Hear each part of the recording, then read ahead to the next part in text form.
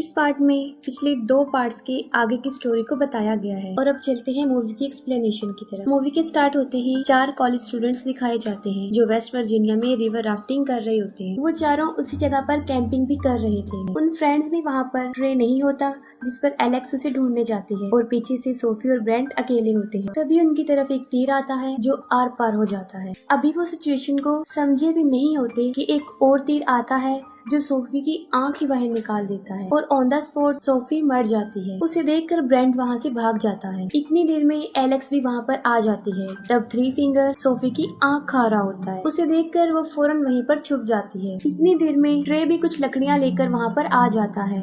वो three finger उस पर भी अटैक कर देता है। वो किसी तरह अपनी जान बचाकर जंगल की तरफ भागता है लेकिन थ्री फिंगर उसे भी पकड़ के मार देता है और ब्रेंट भी इन म्यूटेंट्स के ट्रैप में फंसकर उनका शिकार बन जाता है और उन फ्रेंड्स में अब सिर्फ एलेक्स ही जिंदा बचती है। इसके बाद वेस्ट वर्जीनिया की जेल को दिखाया जाता है जहाँ पर कुछ कैदियों को लेकर दूसरी जेल में ट्रांसफर करना था और ये जिम्मेदारी 3 पुलिस ऑफिसर्स को दी गई थी। वो टोटल कैदी 5 थे जिनमें एक था जेविस जो माफिया ऑर्गेनाइजेशन का हेड था और ये सब कुछ उसी के लिए हो रहा था। उनका ट्रांसफर 2 हफ्ते बाद होना था लेकिन पुलिस को ये पता चलता है कि जेविस के आदमी रास्ते में बस को हाईजैक कर सकते हैं और वो जेविस को छुड़वा कर ले जाएंगे और यही वजह है कि उन्होंने इमरजेंसी ट्रांसफर प्लान किया और साथ में अपना रूट भी चेंज कर दिया और उनका नया रूट वो खतरनाक वे था यानी पेपर मिल रोड। वो सब कैदियों को बस में बिठाकर वहाँ से चल पड़ते हैं। रास्ते में वो एक पुलिस स्टेशन पर स्टॉप करते हैं और वहाँ पर उन्हें शेरिफ कार्ल और डेप्यूटी लेन मिलते हैं और वहीं हमें 3 डोस भी दिखाया जाता है जो थ्री फिंगर का नेफ्यू है और ये वही है जो पिछले पार्ट में लास्ट सीन में एक छोटा बच्चा होता है जिसे थ्री फिंगर फीड कर रहा होता है और अभी भी वो इतना बड़ा नहीं हुआ होता लेकिन फिर भी वो ट्रैप सेटअप कर रहा होता है लेकिन वो खुद ही ट्रैप में फंस जाता है। तब थ्री फिंगर आकर उसकी हेल्प करता है और फिर वो दोनों मिलकर उस सेटअप को बिल्कुल सेट करके वहाँ से चले जाते हैं। दूसरी तरफ वो सब पुलिस स्टेशन में कुछ देर रेस्ट करने के बाद अपनी जर्नी पर चल पड़ते हैं। पेपर मिल रोड पर चढ़ते ही एक ट्रक उनका पीछा करने लग जाता है और वो थ्री फिंगर होता है। वो ट्रक के टायर में रेजर वायर फंसाकर उसे पंक्चर कर देता है जिससे वो बस कंट्रोल से बाहर हो जाती है और रोड से नीचे गिर जाती है। थ्री फिंगर ट्रक से उतरकर उन्हें देखने जाता है लेकिन उस वक्त उन पर हमला नहीं करता। पुलिस ऑफिसर ने सब कैदियों को बाहर निकालता है और इसी दौरान मौके का फायदा उठाकर जेविस उससे गन छीन लेता है और तभी पीछे से पुलिस ऑफिसर प्रेस्लो आकर जेविस पर अपनी गन तान देता है लेकिन इससे पहले कि वो कुछ कर सकता एक चाकू आकर सीधा उसकी गर्दन में घुस जाता है जिससे मौके पर ही उसकी मौत हो जाती है। सारे कैदी समझते हैं कि ये सब कुछ जेविस के आदमी कर रहे हैं और तभी जेविस पर भी तीरों की बारिश होना शुरू हो जाती है जिससे वो फौरन समझ जाते हैं कि ये जेविस के आदमी तो नहीं कर सकते।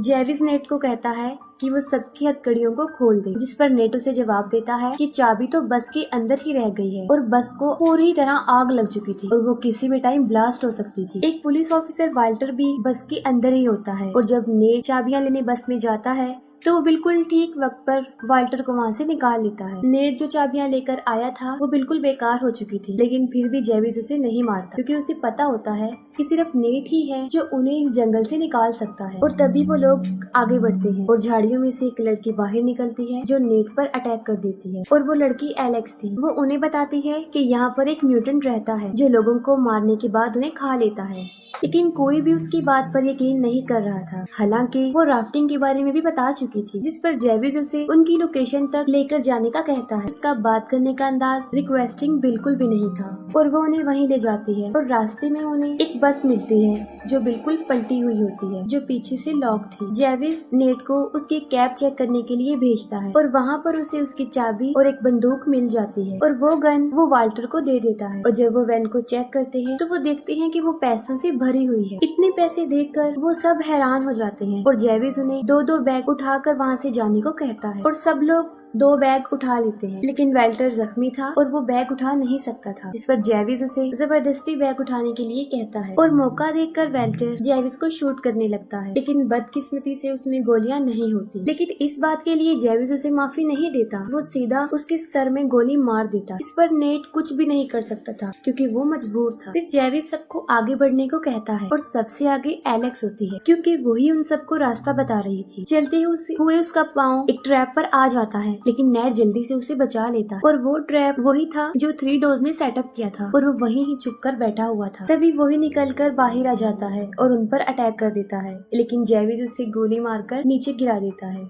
एलेक्स उन्हें बताती है कि ये वो म्यूटेंट नहीं है। इस पर जेविस को एक आइडिया आता है और वो 3 फिंगर के लिए कोई क्लू छोड़कर आगे बढ़ता है। और जब 3 फिंगर वहाँ पर पहुँचता है तो उसे 3 डॉग्स का सर एक लकड़ी पर रखा हुआ मिलता है, जिसे देखकर वो पागल हो जाता है। यानी अब पहले से भी ज्यादा वो अपने होश खो बैठा था। आगे बढ़ते हुए उन्हें कोई चीज लटकी हुई नजर आती है, जिसे जेविस पकड़ लेता है, जिस पर विली फौरन समझ जाता है कि ये उनके लिए बिछाया गया एक ट्रैप है और वो जेविस को आगे धकेलकर उसे बचा लेता है, जिसकी उसे बहुत भारी कीमत अदा करनी पड़ती है। वो अपनी ही जान से हाथ धो बैठता है और जेविस उसे उसकी जान बचाने का बदला ये देता है कि वो उसकी टांगे ही काट देता है, क्योंकि ऐसा करने से विली उनके चिन्ह से अलग हो जाता है और वो आसानी से आगे बढ़ जाते हैं। दूसरी तरफ पुलिस स्टेशन में डिप्टी लेन को 2 दिन पहले मिसिंग हुए 4 स्टूडेंट्स की लीड मिल जाती है और शेरिफ के पास नेट की अभी कोई कॉल भी नहीं आई थी, जिससे वो काफी फिक्रमंद होता है। वो सोचता है कि शायद उनकी बस को किसी ने हाईजैक कर लिया है और वो उन लोगों को ढूंढने जाता है और लेन उन कॉलेज स्टूडेंट्स को ढूंढने जाते हैं। दूसरी तरफ वो सब एक पुराने केबिन में पहुंच जाते हैं, जहाँ पर कुछ टूल्स उन्हें मिलते हैं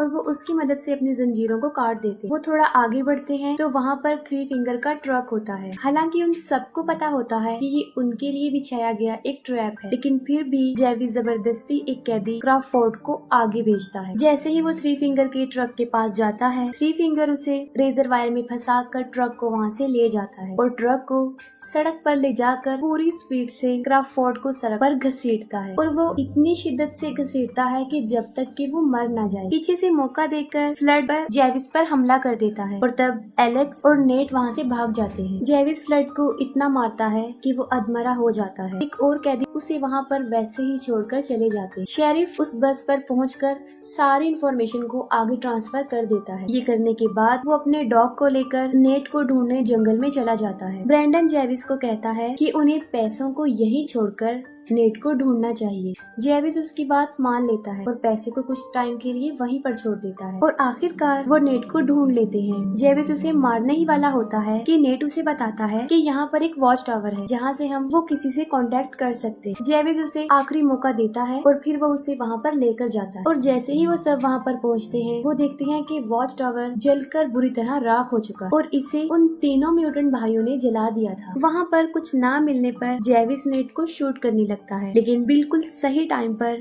शेरिफ का डॉग उसे पकड़ लेता है। शेरिफ खुद भी ठीक वक्त पर वहाँ पर पहुँच जाता है और उन्हें वहाँ से ले जाता है, लेकिन तभी 3 फिंगर दरख्त पर बैठा हुआ एक बाला नीचे फेंकता है जो सीधा शेरिफ के मुंह में घुस जाता है और आर पार हो जाता है, जिससे फौरन जेविस शेरिफ की गन को छीन लेता है और नेट को फिर से गन पॉइंट पर लाकर उसे ऑर्डर देता है और फिर वो अपना सारा पैसा लेने के लिए वापस जाता है। लेकिन फ्लड सारा कैश लेकर वहाँ से भाग रहा होता है और तभी जेविस को उसकी आवाज आ जाती है और वो फ्लड की तरफ बढ़ता है, लेकिन इससे पहले ही 3 फिंगर मोलोटोव फेंक कर फ्लड को जला देता है और उसके साथ सारे पैसे भी जल जाते हैं। वो सब वहाँ से भागने की कोशिश करते हैं, लेकिन फिर से 3 फिंगर का ट्रक उनके सामने आ जाता है और इस मर्तबा जेविस एलेक्स को उस ट्रक के सामने फेंक देता है और वो एलेक्स को लेकर ही वहाँ से चला जाता है। नेट उसे बचाने के लिए जाने लगता है, लेकिन जेविस उसे पकड़ लेता है और अभी उसे शूट करने ही वाला होता है। ब्रैंडन उसे मारकर बेहोश कर देता है और वो दोनों उसे वहीं पर छोड़कर अपने अपने रास्ते पर चल पड़ते हैं। 3 फिंगर एलेक्स को लेकर अपने घर में जाकर बांध देता है और वहीं पर हमें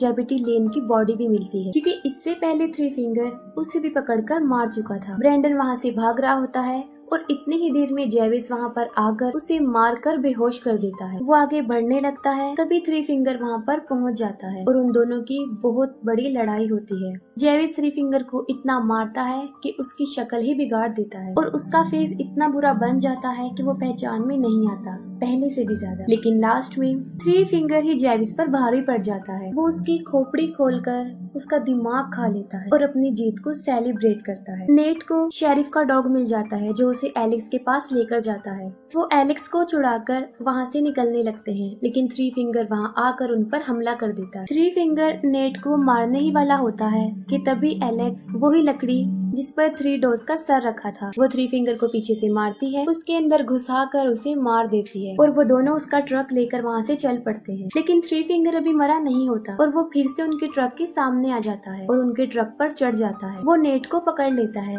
जिससे उनका ट्रक बेकाबू हो जाता है और वो सीधा जाकर दरख्त पर लगता है और ट्रक में आग लग जाती है। और इतनी ही देर में ब्रैंडन भी वहाँ पर पहुँच जाता है और उन दोनों को ट्रक से बाहर निकाल लेता है। लेकिन 3 फिंगर इतनी आसानी से तो उनकी जान बख्शने वाला नहीं था और वो फिर से नेट को पकड़ लेता है। लेकिन इस मर्तबा नेट उसी का टूल पकड़ के उसमें घुसा देता है और उसे स्ट्रॉन्ग करने के लिए वो उसे ट्रक पर भी दे मारता है और फौरन ट्रक ब्लास्ट हो जाता है और उसके साथ ही 3 फिंगर भी जल जाता है। नेट ब्रैंडन को आजाद कर देता है और उसे वहाँ से जाने देता है। कुछ देर बाद उनकी पूरी फौज वहाँ पर पहुँच जाती है और नेट और एलेक्स की जान बच जाती है। लेकिन कुछ दिन बाद नेट पैसों के लालच में दोबारा वहाँ पर आता है, लेकिन कोई पीछे से उसको मार देता है और वो कोई और नहीं ब्रैंडन था, जिस पर बिलीव करके उसने उसे रिहा कर दिया था। ब्रैंडन वो पैसे उठा लेता है, लेकिन तभी एक और म्यूटेंट वहाँ पहुँच जाता है और उसे भी मार देता है और किसी को भी नहीं पता चल सका कि वो म्यूटेंट कौन है और आज तक ये सवाल बनकर ही रहा और इसके साथ ही मूवी एंड हो जाती है।